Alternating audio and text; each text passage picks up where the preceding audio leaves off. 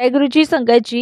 संगत जी, गुरु जी की divine call सत्संग प्लेटफॉर्म में आप सभी गुरु परिवार का हार्दिक स्वागत है। शुक्राना गुरु जी महाराज का कि उन्होंने ये सेवा मुझे बख्शी कि मैं आप सभी गुरु परिवार के समीप आके गुरु जी के कल्याण महिमा अनुभव का वर्णन कर पा रही हूँ।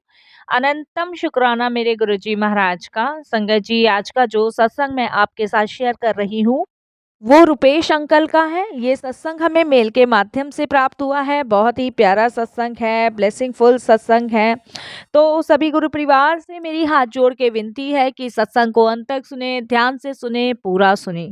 संगत जी, गुरु जी महाराज कहते हैं कि सत्संग सुनने वाले का भी कल्याण और सत्संग करने वाले का भी कल्याण, दोनों का ही कल्याण है। तो साथ संगत जी, बिना सत्संग को स्किप किए, अनदेखा किए, सत्संग को अंत तक सुने, ध्यान से सुने और पूरा सुने। और अगर आप भी अपने सत्संग अनुभव शेयर करना चाहते हैं तो हिंदी में साफ राइटिंग में आप अपना सत्संग लिख कर हमारी जीमेल आईडी पर सेंड कर सकते हैं। हमारी जीमेल आईडी का लिंक डिस्क्रिप्शन बॉक्स में दिया गया है।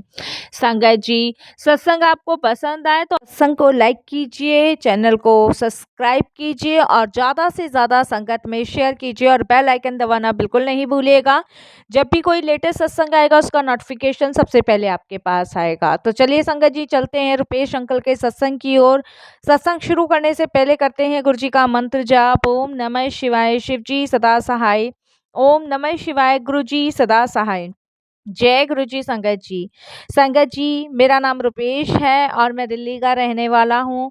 ये मेरा शुक्राना सत्संग है। अनंतम शुक्राना मेरे गुरु जी महाराज का कि उन्होंने मौका मुझे दिया। मैंने पहले भी बहुत सारे सत्संग अपने शेयर किए हैं और आज गुरु जी की असीम कृपा हुई कि मैं अपना शुक्राना कर पा रहा हूँ। पहले मैं गुरु जी के चरणों में कोटि-कोटि नमन करूँगा और सारी संगत जी को जय गुरु जी बोलूँगा। मेरी जर्नी गुरु जी से कोरोना से 4 या 5 दिन पहले ही शुरू हुई थी। कोरोना जब लगने वाला था उससे 4-5 दिन पहले ही मेरे एक फ्रेंड ने मुझे गुरुजी के बारे में बताया था। और संगत जी, उस टाइम मेरा इतना विश्वास नहीं था गुरुजी महाराज में, लेकिन वो अक्सर मुझे गुरुजी के बारे में पहले भी बताता था। लेकिन संगत जी, हम बौद्ध धर्म से हैं तो हम गुरु वगैरह में विश्वास नहीं करते हैं। मेरा तो ऐसा ही है संगत जी कि मैं सभी भगवान को मानता हूँ, लेकिन मेरी फैमिली में थोड़ा-सा परहेज़ किया जाता है। बौद्ध धर्म से हैं तो संगत जी हम लोग ज़्यादा विश्वास नहीं करते हैं। हम जैनी धर्म से बिलॉन्ग करते हैं। तो संगत जी, वही शिक्षा मुझे शुरू से बचपन से अपने घर में मिली है। तो संगत जी, मेरे फ्रेंड बहुत सारे थे और वो सभी भगवान की कदर करते थे, मानते थे। तो मैं उनके साथ रहता था। तो संगत जी, मैं भी सभी भगवान को मानता था, पूजता था, लेकिन मैं अपनी फैमिली से छुपा के ये सब कुछ करता था अगर मुझे किसी मंदिर वगैरह भी जाना है तो। लेकिन संगत जी, वो कहते हैं ना कि ये परिभाषा भी हम ही लोग बनाते हैं जात-वात की और भेदभाव की। उसके अलावा संगत जी, अपना-पराया, ये सब हमारे ही बनाए हुए हैं और हम इसी में घूमते रहते हैं। लेकिन भगवान ने तो सिर्फ़ इंसान बनाया है। भगवान ने तो पृथ्वी पे सिर्फ़ मनुष्य ही बनाए हैं और कुछ नहीं बनाया है।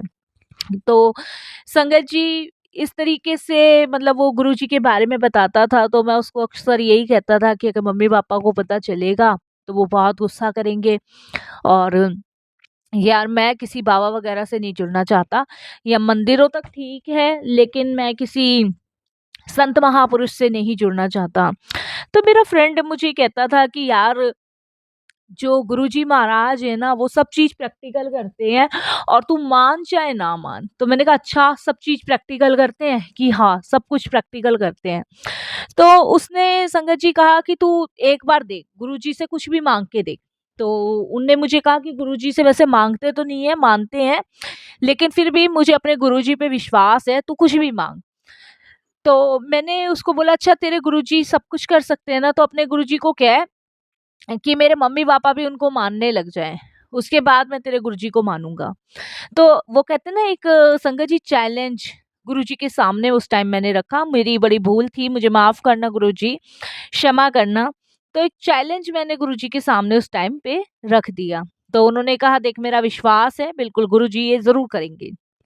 संगत जी, इस बात को 4-5 दिन हो गए और ऐसी क्योंकि ये पॉसिबल ही नहीं था, इसीलिए मैंने उसके सामने ये शर्त रख दी और मैंने गुरुजी को चैलेंज कर दिया। बट गुरुजी जानी-जहान है, वो सब मन की भावनाओं को, सब चीज़ों को समझते हैं। तो 4-5 दिन हो गए, 4-5 दिन बाद संगत जी कोरोना लग चुका था। कोरोना लगने के बाद घर से सबका निकलना बंद हो चुका था, कोई कहीं नहीं जा रहा था, सिर्फ़ फ़ोनों पे कॉन्टैक्ट थे, बाहर निकलना बिल्कुल मना था। तो कोरोना के टाइम पे संगत जी मेरे फ़ादर को कोरोना हुआ और कोरोना उनको इतना भयानक हुआ कि संगत जी उनका ऑक्सीजन कम हुआ।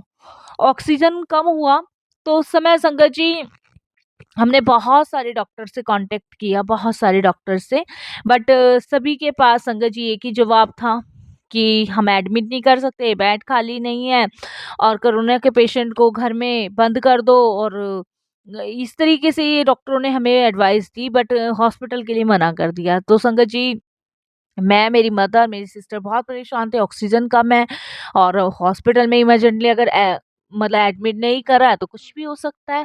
बट सब इस चीज़ से परेशान थे कि भई घर में कैसे बंद करें? क्योंकि हो रहा था ना कि न्यूज़ में भी आ रहा था और डॉक्टर से भी फ़ोन पे कंसल्ट कर रहे थे, तो वो यही कह रहे थे कि भई आप रूम में बंद हो जाओ अगर कोरोना है तो। पापा का तो ऑक्सीजन बहुत कम था उस टाइम पे।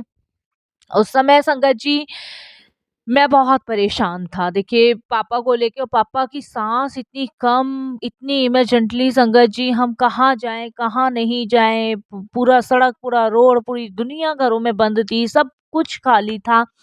संगत जी मेरे इतने में फ्रेंड का फ़ोन आता है अरुण का और उससे मेरी बात होती है। मैं कहती हूँ यार मैं बहुत परेशान हूँ, मुझे कुछ भी समझ नहीं आ रहा, मैं करूँ तो करूँ क्या?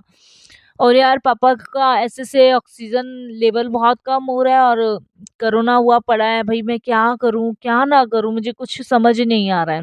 क्योंकि संगत जी उस टाइम हम में से कोई भी पापा के पास जा नहीं सकता था, तो मेरा दोस्त मुझे कहता है यार मेरे पास ना गुरुजी का जल प्रसाद पड़ा है।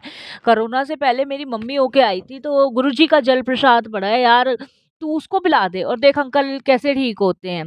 कोई ऑक्सीजन की ज़रूरत नहीं पड़ेगी, गुरुजी खुद देख ऑक्सीजन देने आएँगे। तो संगत जी मेरा फ्लैट जो है ए में है और उसका फ्लैट संगत जी वाई में पड़ता है। तो हमने गार्ड के थ्रू वो जल प्रसाद मंगाया। पहले तो मैंने उसे मना ही किया, मैंने कहा पापा नहीं पिएँगे यार, तुझे पता ही है। तो देखा ट्राई तो कर भई, जान है तो जहान है और क्या चाहिए और अंकल को पीना ही पड़ेगा भई अगर ठीक होना है तो। तो संगत जी मैंने उसको कहा कि चल यार तू फिर भी भिजवा दे, मैं एक बार कोशिश करता हूँ, देखते हैं क्या होता है क्या नहीं होता। तो संगत जी उसने गार्ड के थ्रू जल प्रसाद भिजवाया। जल प्रसाद आया तो मैंने मम्मा को कहा तो मम्मा बड़ा गुस्सा करने लगे, लेकिन फिर भी मैंने मम्मा को समझाया कि मम्मा देखो अभी कोई ऑप्शन नहीं है, अगर इससे पापा ठीक हो जाते हैं तो बुराई क्या है। तो मम्मा एग्री हुए और पापा रूम में थे, तो मैंने पापा को संगत जी फ़ोन करके बात समझाई। पापा साफ मना करने लगे कि हम नहीं पिएँगे, हम किसी उसमें नहीं पड़ना चाहते, चाहे मेरे प्राण चले जाएँ। फिर संगत जी मम्मा ने बात करी, उन्होंने समझाया तो कई बार उन्होंने बहुत बार मना किया, फिर कहीं जाके वो एग्री हुए। एग्री होने के बाद संगत जी वो बॉटल मैंने खिड़की से पापा की तरफ फेंकी और पापा ने वो जल प्रसाद पी लिया। जल प्रसाद पीने के बाद संगत जी आप बिलीव नहीं करोगे, जल प्रसाद पीने के बाद उनको 7 घंटे नींद आई, गहरी नींद जिसे कहते हैं।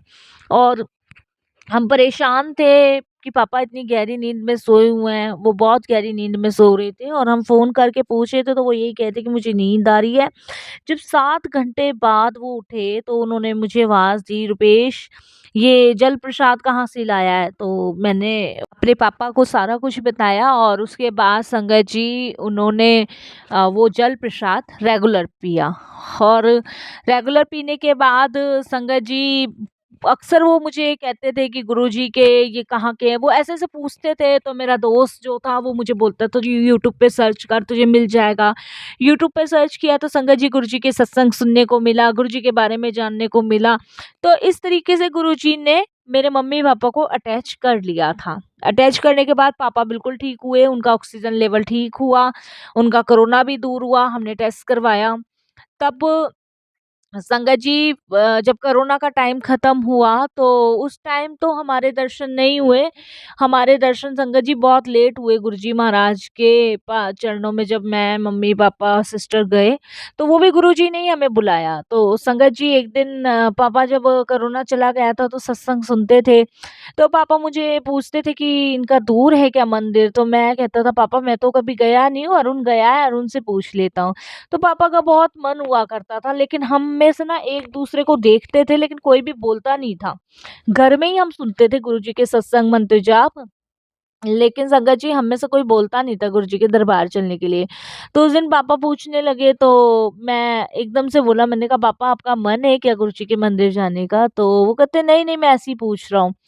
तो फिर 4-5 दिन बीत गए, फिर उन्होंने वही क्वेश्चन किया, तब मैंने बोला, मैंने कहा पापा आपका मन है तो बताओ। तो वो एकदम से बोलते हैं कि हाँ, मैं जाना चाहता हूँ, मैं देखना चाहता हूँ भई जिसने मेरे प्राण वापस कर दिए, जिसने मुझे ठीक किया, मैं उनके दर्शन तो करे आऊँ, माथा तो टेके आऊँ।